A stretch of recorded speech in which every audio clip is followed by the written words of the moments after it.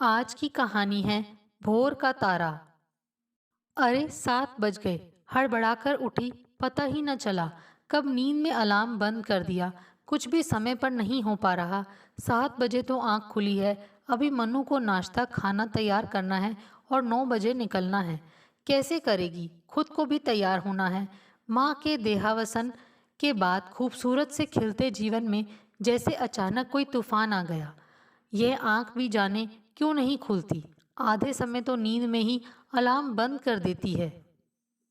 रोज ही office को देर हो जाती है। जब तक सासू माँ जिंदा थी तो कभी ऐसा हुआ ही नहीं कि उसे ऑफिस की देर हुई हो। हमेशा प्रोजेक्ट समय सीमा से पहले ही पूरा कर देती थी। ऑफिस के विवाहित साथी उससे कई बार पूछते थे कैसे कर पाती हो पूरा, छोटे बच्चे और गृहस्थी के साथ। उसे भी बोध कहाँ था कि इन सब उपलब्धियों के पीछे माँ का परोक्ष रूप में सहयोग है।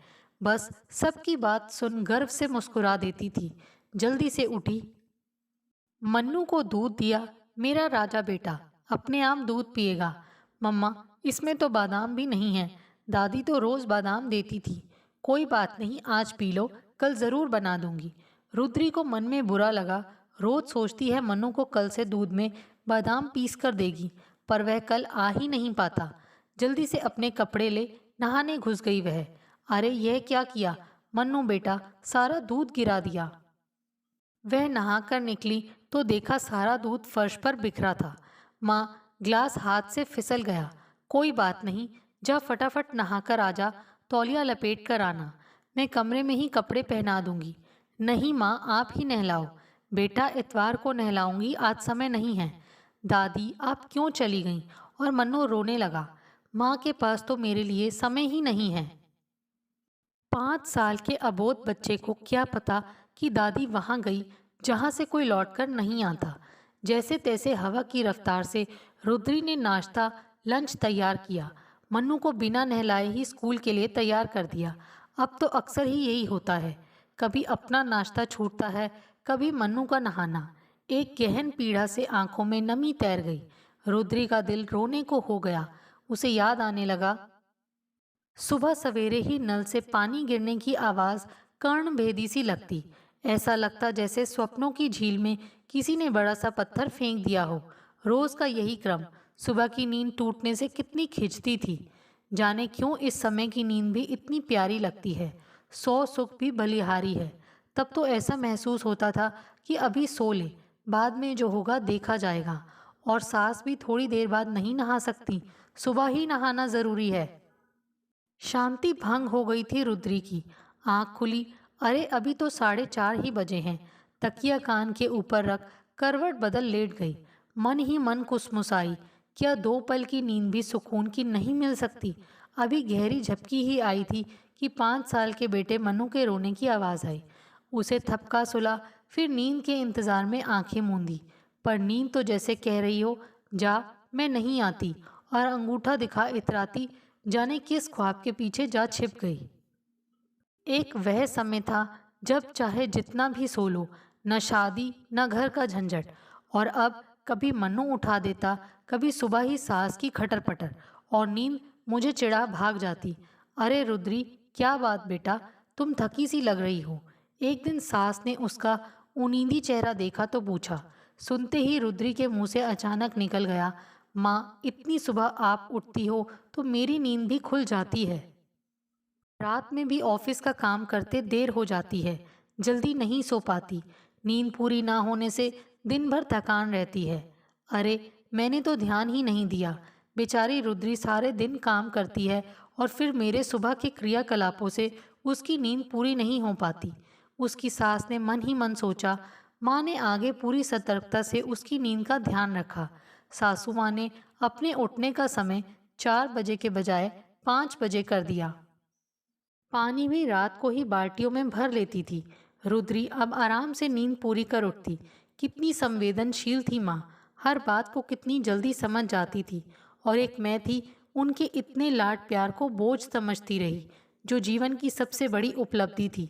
वैसे जब रुद्री फ्री होती, सास के साथ घूमने जाती या उनकी मनपसंद की पिक्चर देखती।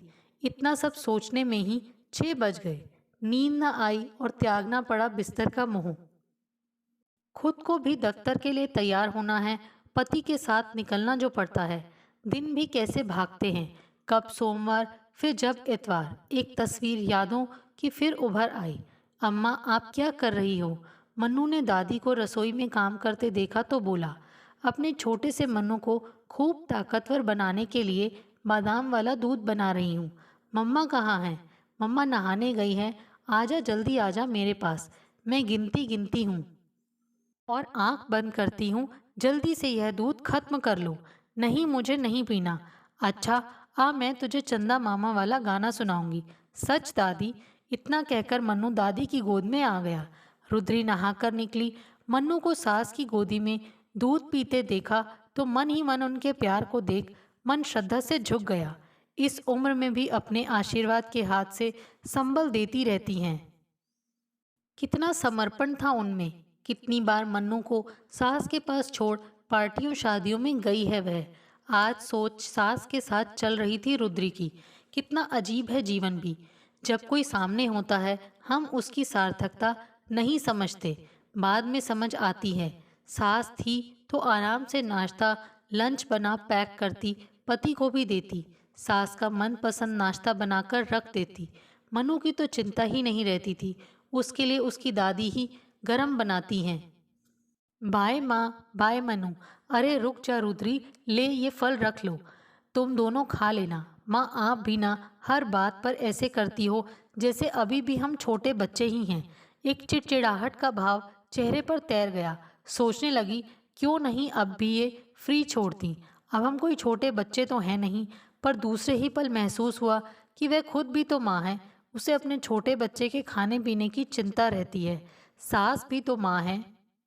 जल्दी से सास के हाथ से फल ले, अपना व पति का लंच बॉक्स संभाले। दोनों को हाथ हिलाते रुद्री व उसका पति ऑफिस निकल गए। रुद्री को माँ के रहते मन्नू की कोई चिंता ही नहीं होती थी। सास की गोद में बच्चे को छोड़ कितनी निश्चिंत हो जाती है। क्या अगर माँ ना होती तो इतनी बेफिक्री से ऑफिस जा पाती? और प्रेम उनका केवल पोते के लिए ही नहीं, वे मेरी भी चिंता करती। ऑफिस से आकर कुछ खाया या नहीं, सासू माँ ही तो पूछती थी। फास्ट फूड की जगह कितनी बार पौष्टिक खाना खुद ही बना देती थी।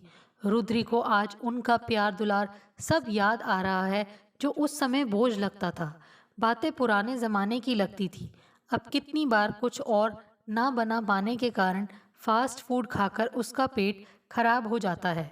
माँ की आंखों में वात्सल्य का लहलहाता सागर याद आ रहा है। यादें लड़ियां सी पिरोती एक के बाद एक सामने आ रही हैं। रुद्री, मनु ने उल्टी कर दी, पेट में बहुत दर्द भी है। सास का फोन था। माँ, फिर आपने ज़्यादा खिलाया होगा, कितनी बार मना किया थोड़ा खिलाया करो पर आप मानती ही नहीं। झुंझला पड़ी रुद्री। गुस्सा आने लगा माँ पर और फ़ोन काट दिया। फिर उसने पति को फ़ोन कर मनु को दिखाने के लिए बोल दिया। माँ, अब मनु कैसा है? मनु के पापा ने घर चलने के पहले फ़ोन किया। अब तो ठीक है, कोई बात नहीं माँ, आप परेशान ना हो। अगर कोई दिक्कत हो आप बता देना, हम आ जाएंगे। कहकर मन्नू के पापा निश्चिंत हो गए। आप चले गए क्या मन्नू को दिखाने? रुद्री ने पति को फ़ोन किया। उसका ऑफिस दूर था। नहीं, अब मन्नू ठीक है, माँ से बात हो गई। ये माँ भी ना हर छोटी बात पर परेशान हो जाती हैं, हमें भी करती हैं।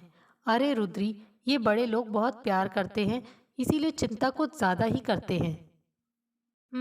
लापरवाही से कह रुद्री ने फोन रख दिया। आज तुम लोग ऑफिस से लेट हो गए, सब ठीक तो है ना? घर में ऑफिस से घुसते ही सास ने कहा। आज रुद्री और उसका पति दोनों को ज़्यादा ही लेट हो गए थे। हाँ माँ, हजार काम होते हैं, आपको हर बात कैसे बताएं? रुद्री ने रुखाई से जवाब दिया। बेटा, और कोई बात नहीं, चिंता हो जाती है, तुम लोग बस फ़ोन कर दिया करो, आप चिंता ना किया करें, हम अपना ध्यान रख सकते हैं। लेकिन बाद में रुद्री ध्यान रखने लगी। वह सोचने लगी, बड़ों की चिंता करना स्वाभाविक है। कुछ समय बाद सास और रुद्री एक दूसरे की भावनाओं को समझने लगी।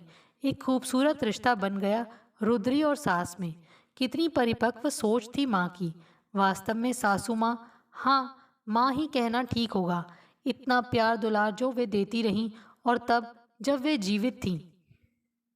मैं जीवन की आपाधापी में महसूस ही नहीं कर पाई। वट वृक्ष से पूरी गृहस्थी संभाले थी वे। ऑफिस में काम बहुत ज़्यादा था, थक गई थी। सास होती तो तबीयत पूछती, गर्म दूध देती। हर पल ख्याल रखना, कैसे सुकून से घर की देखभाल, मन्नू का ध्यान सब रखती थी। मन्नू भी खूब खुश रहता था। कभी ऑफिस को भी लेट नहीं हुई। उनके रहते कितने प्रमोशन मिले। माँ तो जैसे भोर का तारा थी, जिनका प्रकाश घर में हमेशा दैदीप्यमान रहता था।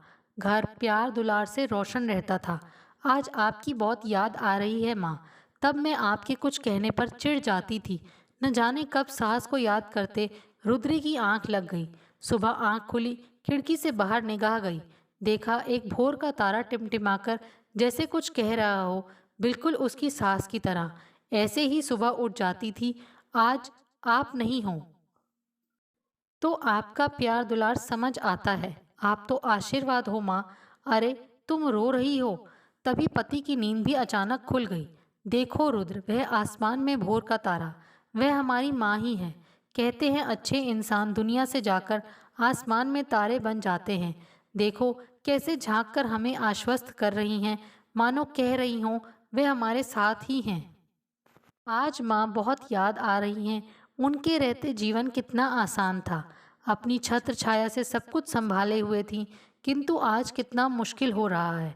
रुद्री ने ऊपर आसमान में तारे को नम आंखों से देखा। उसे लगा माँ मुस्कुराकर आशीर्वाद दे रही हैं। दोस्तों, आपको हमारी ये कहानी कैसे लगी?